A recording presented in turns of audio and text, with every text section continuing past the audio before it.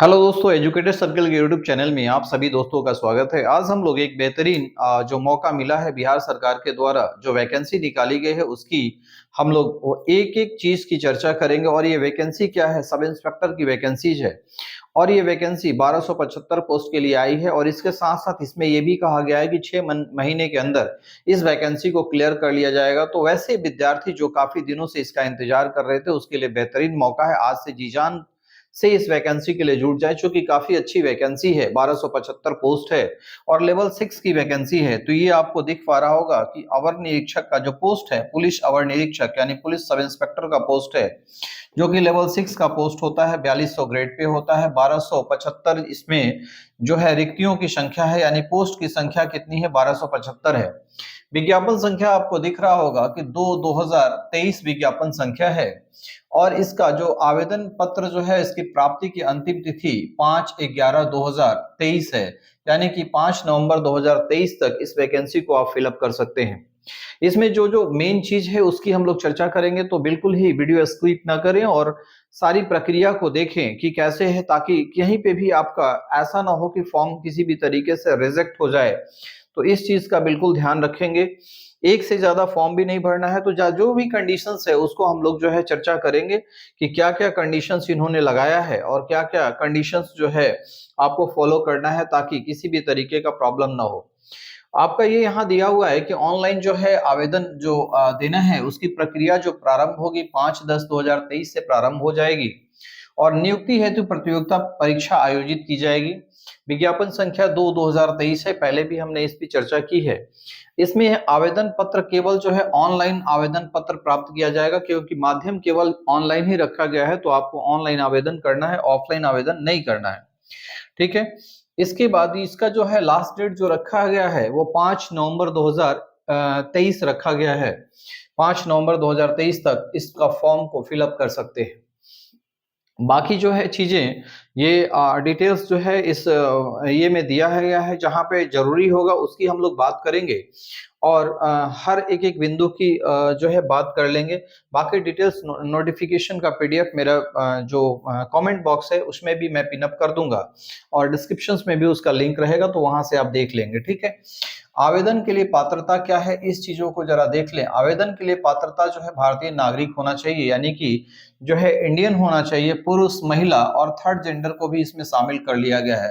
Third gender को यहाँ BC category में रखा गया है, यानी बैकवर्ड क्लास की कैटेगरी में रखा गया है। तो ये जो है लोग आवेदन कर सकते हैं, वो पात्र होंगे। दूसरा है अभ्यर्थियों की शैक्षणिक योग्यता क्या होनी चाहिए। तो 1/8/2023 तक वो किसी मान्यता प्राप्त विश्वविद्यालय से स्नातक परीक्षा उत्तीर्ण कर लिए हो या उसके समकक्ष, यानी कि दोनों चीज है, या तो स्नातक हो या तो उनके समकक्ष जो है वो। उम्र की गणना क्या की जाएगी? उम्र की गणना जो है 1/8/2023 के 1/8/2023 के आधार पर की जाएगी। आपका जो उम्र सीमा का जो गणना है 1/8/2023 है, इस आधार पे जो है किया गया। और कितना कितना उम्र है वो सब चीज के लिए जो है हम लोग देखेंगे कि कितनी उम्र किसके लिए रखा गया है। ठीक है। अभ्यर्थियों के लिए उम्र दिनांक 1/8/2023 जो है इसका मैट्रिक अथवा समकक्ष प्रमाण पत्र के अनुसार निम्नवत होगा। तो ये चीजें हैं। अनारक्षित कोटि के लिए आपका 20 साल न्यूनतम, यानी कि जो है मिनिमम उम्र जो है 20 वर्ष और अधिकतम 37 वर्ष रखा गया है सामान्य कैटेगरी के लिए। ठीक है। महिलाओं के लिए जो है तथा महिलाओं के लिए न्यूनतम उम्र 20 वर्ष और अधिकतम उम्र जो है 40 वर्ष। किसके लिए? अनारक्षित के लिए। यानी पुरुषों के लिए 20 और 37 और महिलाओं के लिए 20 और 40 अनारक्षित अनरिजर्व कैटेगरी के लिए है। दूसरा है पिछड़ा वर्ग और अत्यंत पिछड़ा वर्ग के पुरुष और महिलाओं के लिए न्यूनतम उम्र सीमा 20 वर्ष और अधिकतम उम्र सीमा जो है वो 40 वर्ष। ये दोनों पुरुष और महिलाएं इसमें दोनों शामिल हैं, यानी कि जो बीसी कैटेगरी है या ईबीसी कैटेगरी है, ये बीसी कैटेगरी का हो गया और ये ईबीसी कैटेगरी का हो गया। इस दोनों के लिए जो न्यूनतम उम्र सीमा है 20 साल और अधिकतम उम्र सीमा जो है वो 40 साल है। ये वैकेंसी जो है बड़ा अच्छा वैकेंसी है, और इसमें बहुत सारे ऐसे विद्यार्थी जो काफी दिनों से लगे हुए हैं उनके लिए एक अच्छा मौका है। अनुसूचित जाति अनुसूचित जनजाति के पुरुष और महिलाओं के लिए तथा थर्ड जेंडर को, तो यहाँ पे अनुसूचित जाति और अनुसूचित जनजाति के साथ थर्ड जेंडर को रखा गया है, केवल उम्र में रखा गया है। न्यूनतम उम्र सीमा 20 वर्ष और अधिकतम उम्र सीमा जो है वो 42 वर्ष रखा गया है। ठीक है।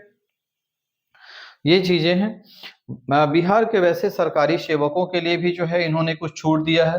तो आयु सीमा में 5 वर्ष की छूट दी जाएगी जब उसकी न्यूनतम 3 वर्षों की अवधि उन्होंने पूरी कर ली हो नियमित सेवा में। यानी कि जो है अगर बिहार सरकार के नौकरी में हैं और 3 साल रेगुलर वो सर्विस को पूरा कर लिए हैं तो उनके लिए 5 वर्ष का उम्र सीमा में छूट दिया गया है। तो ये सारी चीजें हैं यहाँ पे। इसके अलावा जो है और चीजें क्या है उसको भी हम लोग थोड़ा सा देख लें। और अभ्यर्थी की उम्र की गणना मैट्रिक अथवा समकक्ष परीक्षा के प्रमाण पत्र में अंकित जन्म तिथि के आधार पर की जाएगी। तो ये तो होता ही है कि मैट्रिकुलेशन का जो ये होता है उसको बेस माना जाता है। ठीक है। शारीरिक मापदंड क्या है अभ्यर्थियों के लिए, और ये बड़ा इंपॉर्टेंट है। पहले आप इस ये में फिट बैठते हैं कि नहीं इसको आप लोग देख लेंगे। ऊंचाई क्या होनी चाहिए अनारक्षित वर्ग के लिए और पिछड़ा वर्ग के पुरुषों के लिए न्यूनतम 165 सेंटीमीटर होना चाहिए। अत्यंत पिछड़ा वर्ग के पुरुषों के लिए 160 सेंटीमीटर। अनुसूचित जाति या अनुसूचित जनजाति यानी एससी और एसटी कैटेगरी के पुरुषों के लिए 160 सेंटीमीटर और सभी वर्ग की महिलाओं के लिए 155 सेंटीमीटर होना चाहिए। तो ये पहली अपनी कैटेगरी आप चेक कर लेंगे कि आपकी जो है ये आपकी हाइट जो है इससे मैच करती है कि नहीं। अगर मैच करती है तो इस फॉर्म को जरूर भरेंगे। ठीक है। और इसमें जो है महिलाओं सीना जो है सिर्फ पुरुषों के लिए लिया जाएगा यानी कि 81 सेंटीमीटर न्यूनतम, और जो है अगला दिया हुआ है 85 है। तो ये दोनों कंडीशन जो है फुलफिल होना चाहिए। किसके लिए होना चाहिए सिर्फ पुरुषों के लिए 86 है। 86 सेंटीमीटर यानी कि 5 सेंटीमीटर का जो है अंतर होना चाहिए, है ना। फुलाने के बाद कम से कम 5 सेंटीमीटर का अंतर होना अनिवार्य है, ये क्लियर लिखा हुआ है यहाँ पे। उसी तरह से एसटी और एससी के लिए क्या है 79 और 84 है। किसके लिए केवल पुरुषों के लिए, महिलाओं के लिए ऐसा नहीं है, महिलाओं के लिए एग्जाम्पशन है, ये दिया हुआ है। ठीक है। इसकी बात हम लोग जो है अब चलिए वजन जो है क्या है इसमें महिलाओं के लिए न्यूनतम जो है 48 किलोग्राम होना चाहिए। तो ये भी जो है इस चीज को भी जरा देख लेंगे। और ये जो किन्नर पोथी हिजड़ा ट्रांजेक्शन जो ट्रांसजेंडर है उसको किस कैटेगरी में रखा गया है, पिछड़े वर्ग की महिला अभ्यर्थियों के समान होंगे। यानी कि शारीरिक मापदंड और शारीरिक दक्षता परीक्षा जो भी होगी वो बीसी कैटेगरी की महिलाएं हैं उसके समान होगी। तो ये सारी प्रक्रिया चूंकि नई जोड़ी गई है तो इसको भी थोड़ा सा आप समझते हुए चले। लिखित जो परीक्षा होगी वो क्या होगी, दो ये में होगा। पहला तो जो होगा वो क्या होगा प्री होगा, और प्री के उपरांत जो है आपका क्या होगा मेंस होगा। प्रारंभिक परीक्षा जो होगा वो क्या होगा 200 अंकों की प्रारंभिक परीक्षा होगी। एक प्रश्न पत्र होंगे जिसमें कुल संख्या जो प्रश्नों की कुल संख्या 100 होगी, और परीक्षा की अवधि 2 घंटे की होगी। इसमें क्या है जीके का प्रश्न होगा, जीके का, और करंट अफेयर्स होगा, है ना। करंट अफेयर्स समसामयिक मुद्दों पर जो है करंट अफेयर्स का जो है क्वेश्चन होगा। ये सारी चीजें, और इसमें 30% मिनिमम कम से कम अंक प्राप्त करने वाले अभ्यर्थी मुख्य परीक्षा के लिए असफल घोषित किए जाएंगे। अगर इससे कम अंक 30% से कम अंक अगर प्राप्त करते हैं कोई भी अभ्यर्थी किसमें पीटी में, तो वो मेंस के लिए सफल नहीं होंगे, उसको असफल घोषित कर दिया जाएगा। इसके बाद प्रारंभिक परीक्षाओं में प्राप्त अंकों के आधार का 20 गुना सफल अभ्यर्थियों को चयन जो है मेघा क्रमानुसार आरक्षण कोटिवार किया जाएगा। तो पहला चीज क्या है कि प्री दे दिया आपने, प्री में आपको 30 नंबर जो है मिनिमम लाना है। 30 नंबर से आपको ऊपर लाना है ना, तब जाके वो मेरिट लिस्ट में कहीं शामिल हो सकते हैं। और मेरिट लिस्ट भी बनेगा ऊपर से बनेगा, तो ऊपर से जितने भी विद्यार्थी आपका 20 गुना विद्यार्थी जहां तक आ जाते हैं वहां तक क्लोज हो जाता है। लेकिन मिनिमम आपको 30% से वो कम नहीं होगा, 30% से ज्यादा वाले ही उसमें शामिल हो सकते हैं जो भी हो। ठीक है। द्वितीय चरण की जो प्रक्रिया है, द्वितीय चरण में क्या है आपका मेंस है, और ये मेंस में दो आपका पेपर होता है, ये भी आपको पता होगा कि 2 पेपर की परीक्षाएं होती है। पहला जो पेपर होता है वो क्या है 2 प्रश्न पत्र होंगे। इसमें पहला जो प्रश्न पत्र होगा प्रथम पत्र 200 अंकों का होगा जो कि सामान्य हिंदी का होगा, जनरल हिंदी का, जो कि 2 घंटे का होगा। इसमें 100 प्रश्न होंगे और न्यूनतम अहर्ता 30% अंक प्राप्त करना अनिवार्य होगा। यानी कि मिनिमम यहाँ पे भी क्वालिफिकेशन जो क्वालिफाइंग मार्क्स जो है वो कितना दिया हुआ है 30%। यानी कि 30% जो है यहाँ लाना आपको आवश्यक है। अगर 30% नहीं लाते हैं यानी 200 का 30% कितना हो गया, 30% हो गया आपका 30% आप निकालोगे ना तो 60 आ जाएगा, 60, है ना। यानी 60 अंक प्राप्त करना जरूरी है। ठीक है। इसमें आपको इसके प्रथम प्रश्न पत्र जो कि सामान्य हिंदी के होंगे 60 मार्क्स आपको लाना यहाँ पे इम्पोर्टेंट है, 60 मार्क्स लाना चाहिए। और इसका मार्क्स जो है वो जुटेगा नहीं, ये आगे भी इन्होंने क्लियर किया है कि इसका मार्क्स जो है मेरिट लिस्ट में नहीं जोड़ा जाएगा। 30% नहीं लाएंगे तो आपको अयोग्य घोषित कर दिया जाएगा, ठीक है। और यहाँ पे लिखा हुआ है, क्लियर लिखा हुआ है कि सामान्य हिंदी प्रश्न जो है, हाँ, सामान्य हिंदी पत्र का प्राप्तांक मेगा निर्धारण में नहीं जोड़ा जाएगा। यानी कि आप चाहे हिंदी में जितना भी लाएं, 30 से ऊपर जितना भी लाएं, आपको मेरिट लिस्ट में वो काउंट नहीं होगा, तो इस बात का भी ध्यान रखेंगे, ठीक है। अब आगे चलते हैं। द्वितीय प्रश्न पत्र जो होगा उसमें क्या क्या होगा? सामान्य अध्ययन होगा, सामान्य विज्ञान होगा, नागरिक शास्त्र, भारतीय इतिहास, भारतीय भूगोल, गणित और मानसिक योग्यता जांच से संबंधित होगा। द्वितीय प्रश्न पत्र का जो पूर्णांक है वो 100 अंकों का होगा, जिसमें प्रश्नों की संख्या 100 होगी और परीक्षा की अवधि 2 घंटे की होगी। दोनों चरणों की परीक्षा में प्रत्येक गलत उत्तर के लिए 0.2 अंक काटा जाएगा। दोनों चरणों की परीक्षा के लिए, यानी कि पीटी और मेंस दोनों की बात कर रहा है। उत्तर पुस्तिका 2 प्रतियों में होगी, जिसमें एक प्रति आयोग के पास सुरक्षित रखी जाएगी। तो ये बिल्कुल क्लियर है कि जो है कहीं से भी कुछ ये ना हो, आपका एक प्रति आपको मिलेगा और एक प्रति वहां पे मिलेगा। तो 0.5 का मतलब 1/5 है, 1/5 है। यानी कि 5 अगर प्रश्न आप गलत करते हैं तो एक प्रश्न का जो नंबर होगा वो कट जाएगा, ठीक है। तो ये सारी चीजें बिल्कुल आपने समझ लिया। यानी कि पीटी में भी जो निगेटिव मार्किंग है और मेंस में भी निगेटिव मार्किंग है। मुख्य परीक्षा के आधार पर जो रिक्तियों की जो संख्या होगी वो 6 गुना जो है अभ्यर्थियों का चयन वहां किया जाएगा मुख्य परीक्षा के बाद। किसके लिए? फिजिकल के लिए। उसमें कोटिवार मेघानुसार शारीरिक दक्षता परीक्षा के लिए चयन किया जाएगा, यानी कि फिजिकल इफिशिएंसी टेस्ट जो होता है उसके लिए किया जाएगा, ठीक है। अभ्यर्थी क्या करेंगे? 2 शारीरिक दक्षता परीक्षा मात्र उत्तीर्ण होना आवश्यक होगा, यानी कि जो फिजिकल इफिशिएंसी टेस्ट है उसमें पास करना जरूरी है। और मेरिट जो बनेगा वो द्वितीय प्रश्न पत्र से ही आपका मेरिट बन जाएगा, इससे मेरिट पे कोई फर्क नहीं पड़ेगा, इसमें जस्ट पास आउट करना है। तृतीय चरण में वही जो है कह रहा है, यानी कि शारीरिक योग्यता या दक्षता परीक्षा होगी और जिसमें अभ्यर्थियों को सफल होना अनिवार्य है। तो ये भी एसेंशियल है, यानी कि फिजिकल इफिशिएंसी टेस्ट आपको पास करना है, तभी जाके आप मेरिट में अपना नाम आपका आ सकता है। इसमें क्या क्या चीजें हैं, जरा इसको भी हम लोग देख लेते हैं कि क्या क्या चीजें हैं। इसमें जो है दौड़ में कितना है पुरुषों के लिए, सभी कोटि के पुरुषों के लिए जो है जो समय दे रखा है वो कितना दिया हुआ है? 1 मील, यानी कि 1.6 किलोमीटर की दौड़ के लिए 6 मिनट और 30 सेकंड का जो है समय रखा गया है। महिलाओं के लिए 1 किलोमीटर, यहाँ पे किलोमीटर घटा दिया गया और समय जो है 6 मिनट दिया गया है। आपको 6.5 मिनट दिया गया है, तो 1.6 किलोमीटर और इनको 1 किलोमीटर दौड़ने के लिए 6 मिनट। ऊंची कूद के लिए उसी तरीके से न्यूनतम 4 फीट है ना पुरुषों के लिए, ठीक है। 4 फीट से कम कूदने वाले अभ्यर्थियों को असफल घोषित कर दिया जाएगा। उसी तरीके से महिलाओं के लिए कितना है? न्यूनतम 3 फीट, ठीक है। 3 फीट कूदने वाली महिलाओं को, 3 फीट से कम कूदने वाली को असफल घोषित कर दिया जाएगा। तो ये सारी चीजें हैं। अब लंबी कूद जो है क्या है? ऊंची कूद हो गया। लंबी कूद में कितना है? 12 फीट का जो है वो लंबा कूद जो है आपको 12 फीट न्यूनतम है। कम से कम सभी कोटि के पुरुष जो है 12 फीट से ज्यादा होंगे तभी जाके उसको क्वालिफाई किया जाएगा, और सभी कोटि के महिलाओं के लिए 9 फीट रखा गया है, ठीक है। तो ये सारी चीजें हैं, आप बिल्कुल इस चीज का प्रैक्टिस करते रहें तभी जाके आप इसमें सफल हो पाएंगे। इसके बाद गोला फेंक में भी जो है 4 तरह का आपका फिजिकल इफिशिएंसी टेस्ट में लिया जाता है। पहला जो है दौड़ हो गया, दूसरा ऊंची कूद, लंबी कूद और ये गोला फेंक।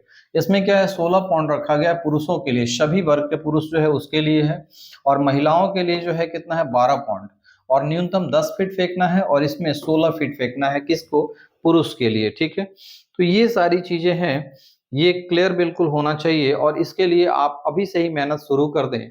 और ये इसमें जो है किन्नर कोथी हिजड़ा वर्ग को जो दिया गया है, ये आपको बीसी कैटेगरी के इक्विवेलेंट जो भी इनका ये होगा उसमें इनको शामिल कर लिया गया है।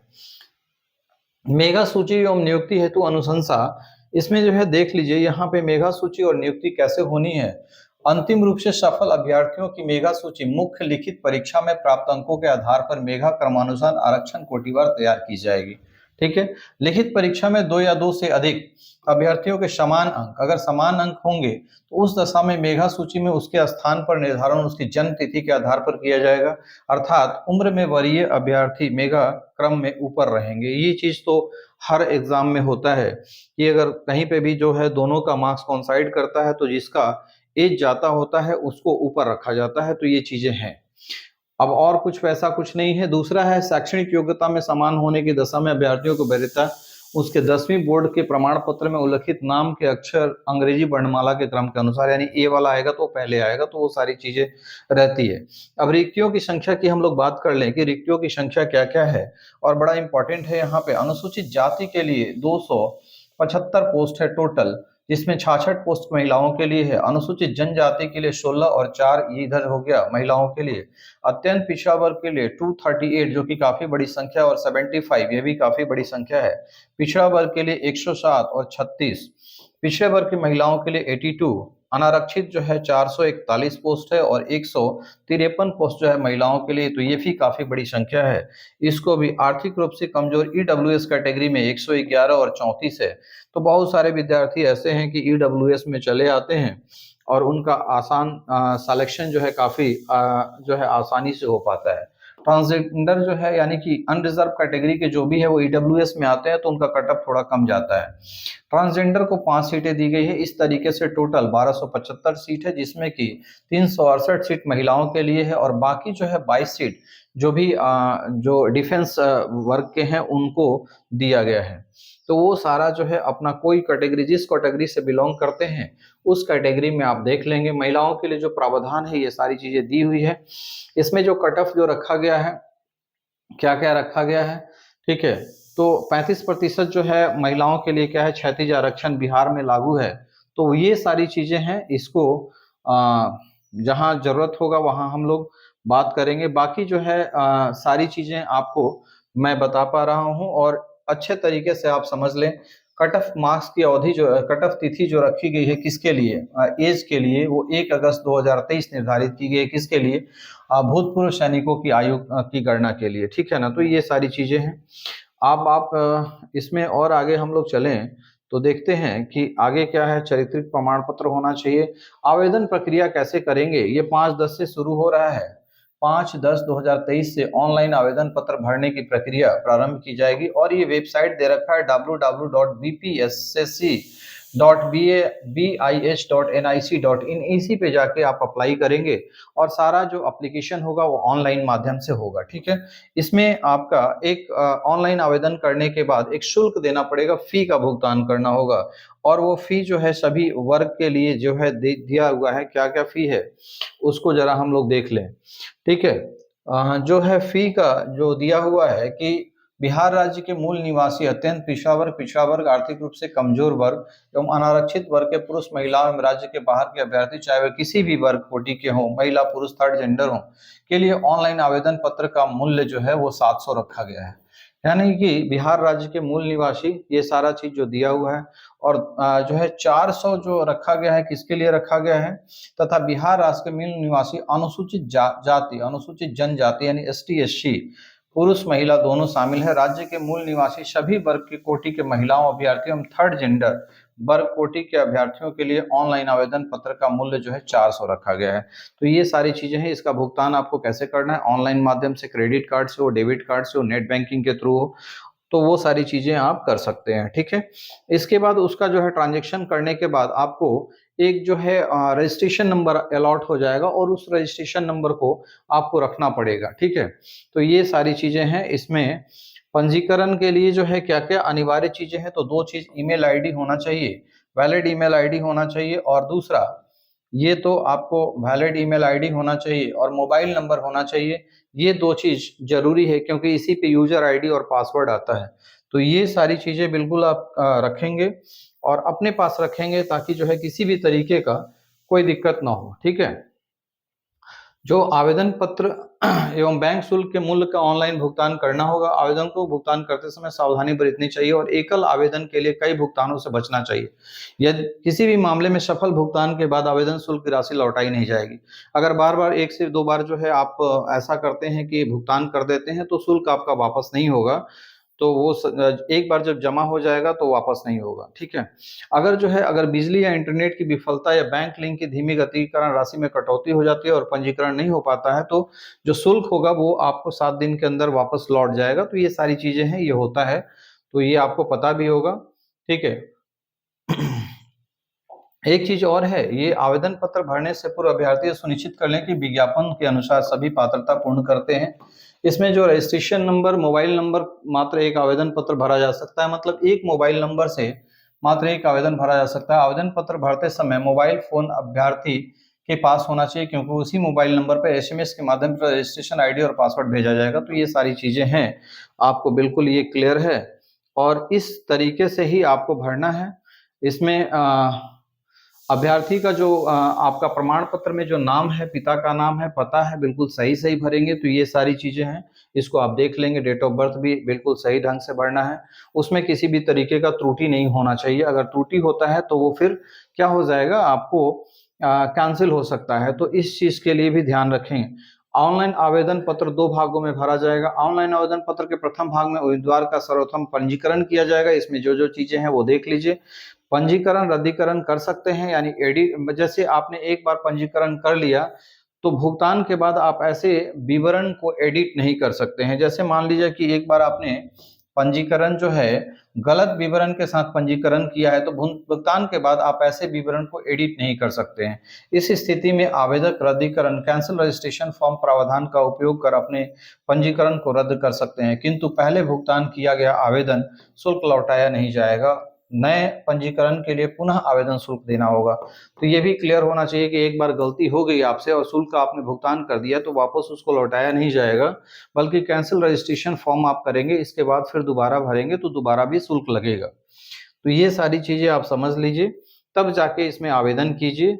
और ये बड़ा ही इम्पोर्टेंट है, ठीक है, ये बहुत ही इम्पोर्टेंट है कि करना क्या है। इस चीजों को बारीकी से आप समझ लें कि आपको करना क्या है, ठीक है।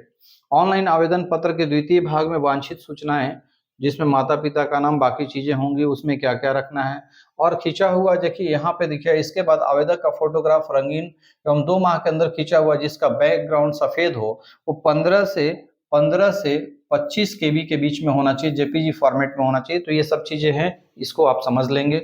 इसके बाद हस्ताक्षर हिंदी और इंग्लिश में 15 से 25 केबी के बीच में होना चाहिए फॉर्मेट में, जो कि सफेद बैकग्राउंड पर ऐसे फोटो एवं हस्ताक्षर को स्कैन कर अपलोड करना अनिवार्य है। तो ये सारी चीजें इसके आधार पर कैंसिल भी हो जाता है, तो इस बात का ध्यान रखें, ठीक है। किसी भी तरीके से इसका जो आपका जो दे रखा है कि क्या क्या चीजें हैं, उसको बिल्कुल भली भांति आप एक बार देख लें और इसके बाद आवेदन को करें। किसी भी तरीके का त्रुटि अगर हो जाता है तो बाद में, अगर मान लीजिए आपने प्रिपरेशन भी कर लिया, काफी अच्छा प्रिपरेशन कर लिया, और आपका जो है एप्लीकेशन ही सबमिट नहीं हो पाया या कैंसिल हो गया किसी भी कारण से, तो वो दिक्कत वाली बात है। तो उसको जरा पहले समझ लें। बाद में क्या है, समर्पित करने के बाद जैसे ही आपने ऑनलाइन फॉर्म जो है भर दिया और सबमिट कर दिया, ठीक है, सबमिट कर दिया, तो इसके बाद बदलाव नहीं हो पाएगा। अब अपने भरे हुए आवेदन पत्र की पावती एक्नॉलेजमेंट A4 साइज के पेपर पर प्रिंट कर उसे भली भांति जांच कर ले और भविष्य में किसी भी तरह के पत्राचार अथवा मांगे जाने पर उपस्थित करेंगे। यानी कि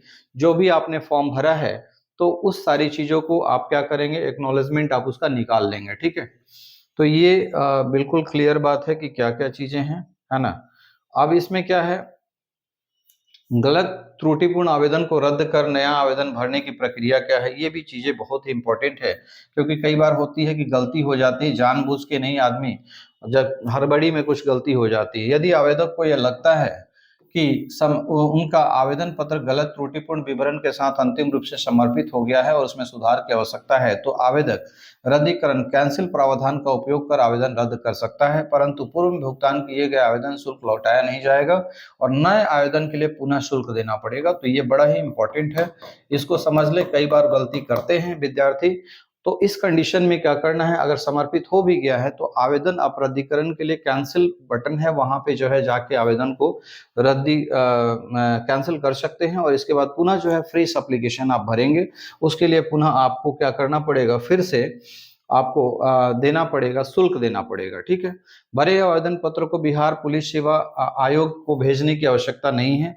ये जो है ऑनलाइन ही सबमिशन है, इसलिए अलग से हार्ड कॉपी भेजने की आवश्यकता नहीं है, ये भी पता है आपको।